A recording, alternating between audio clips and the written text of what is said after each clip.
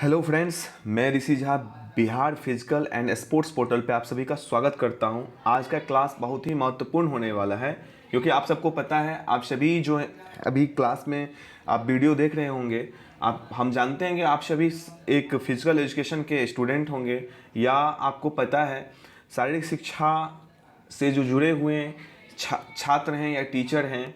और अभी जो बिहार में एसटीईटी एग्ज़ाम होने वाला है 2024 में और बीपीएससी एग्ज़ाम अगस्त में होने वाली है, तो वहाँ पर बहुत ही इम्पोर्टेंट ये क्लास आपके लिए होने वाला है क्योंकि मैं आज जो क्लास लेने वाला हूँ मनोवैज्ञानिकी, जो कुछ वैज्ञानिकों का शारीरिक शिक्षा के बारे में कहना है, 8 विचार जो उन्होंने क्या क्या दिया था उसके बारे में डिफिनीशन को, परिभाषाओं को आज हम पढ़ने वाले हैं। और आपको पता है ये जो परिभाषाएं मैं आपको 8 बताने वाला हूँ, ये डायरेक्ट ही एग्जाम में पूछे जाते हैं, 1 या 2 डायरेक्ट एग्जाम में आते हैं। तो आप सभी इसको याद कर लेना, अच्छे से याद कर लेना, समझ लेना है, ट्रिक से समझ लेना है जिससे कि आप कभी इसको भूल ना पाओ। और एग्जाम में 100% है, ये पूछता है, 1 या 2 परिभाषा आपको पूछेगा ही। तो पहली बात, मैं क्लास को आरंभ करता हूँ। शारीरिक शिक्षा कहते किसे हैं? तो आप सभी को पता है शारीरिक गतिविधियों के माध्यम से देने वाली शिक्षा को शारीरिक शिक्षा कहते हैं। अगर मैं और बात करूं, शारीरिक शिक्षा वह शिक्षा है जो स्वास्थ्य शरीर के विकास हेतु विविध आंगिक क्रियाओं एवं कार्यक्रमों के द्वारा दी जाती है, जिसके फलस्वरूप बालक का सर्वांगीण विकास संभव हो पाता है। तो अगर इसके डिटेल्स में अगर मैं जाऊं तो ये कोई नई बात नहीं है क्योंकि हम जानते हैं हम सभी व्यक्तियों के लिए शारीरिक शिक्षा की धारणा नई नहीं है। वास्तव में शारीरिक शिक्षा की जड़ें बहुत पुराने समय से में मौजूद थी।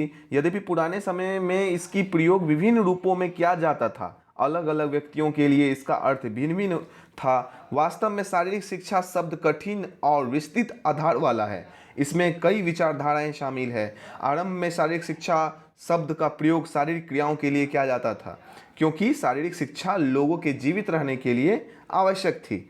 लेकिन शारीरिक शिक्षा पर सबसे अधिक बल पुराने समय से यूनानियों ने जो है दिया था। इसमें सुकरात, अरस्तु और प्लेटो जैसे दार्शनिक विचार थे। शारीरिक शिक्षा प्रशिक्षण हेतु युवाओं के लिए अत्यंत आवश्यक है।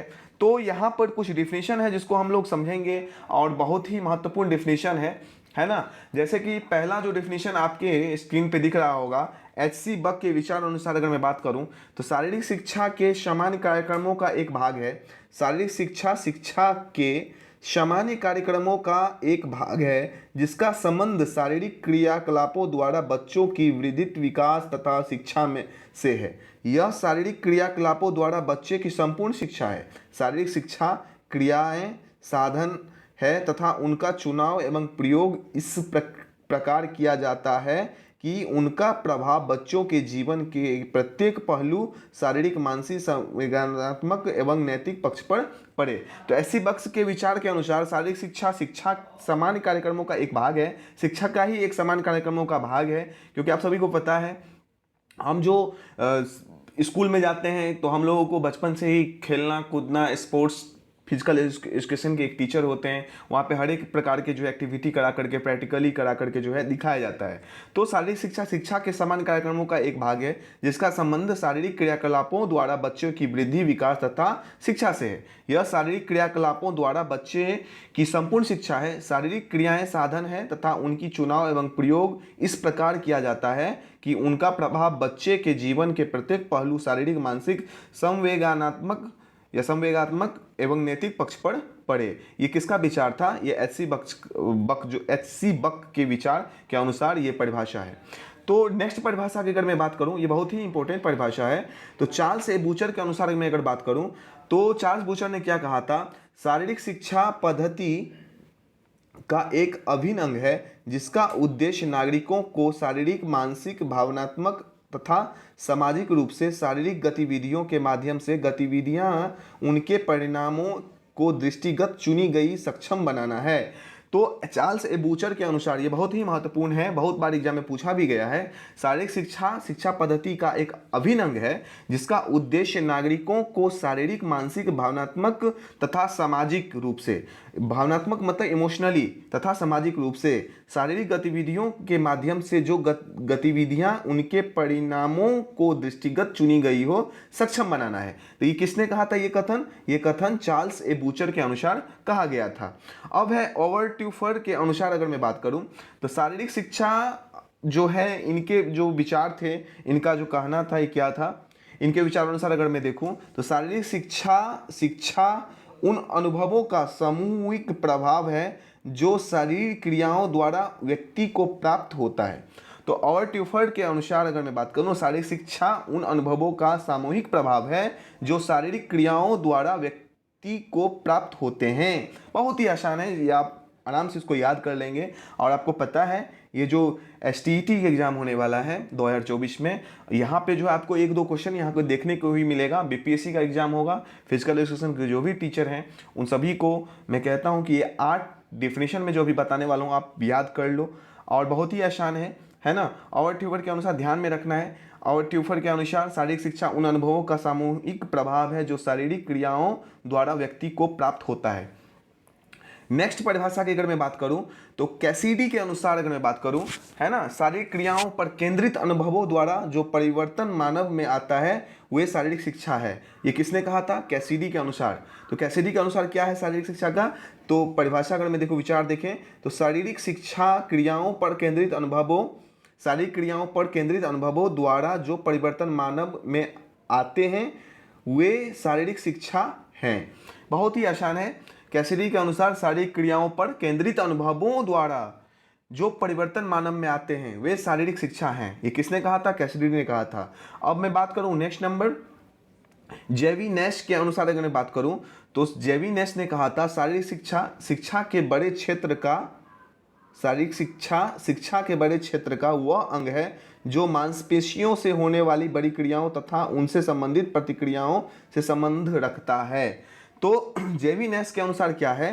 तो जेवी नैश ने कहा शारीरिक शिक्षा के बड़े क्षेत्र का वह अंग है जो मांसपेशियों से होने वाले बड़ी क्रियाओं तथा उनसे संबंधित प्रतिक्रियाओं से संबंध रखता है। ये किसने कहा था? जेवी नैश का विचारधारा था, है ना, उनके अनुसार कहा गया था। तो JF विलियम्स व ब्राउनेल के अनुसार अगर मैं बात करूं, इन्होंने क्या दिया? तो अगर मैं इसके अनुसार अगर बात करूं तो शारीरिक शिक्षा मानव की शारीरिक क्रियाओं से उत्पन्न ऐसी उपलब्धियां हैं जो किसी विशेष लक्ष्य को लेकर चुनी और कराई गई हो।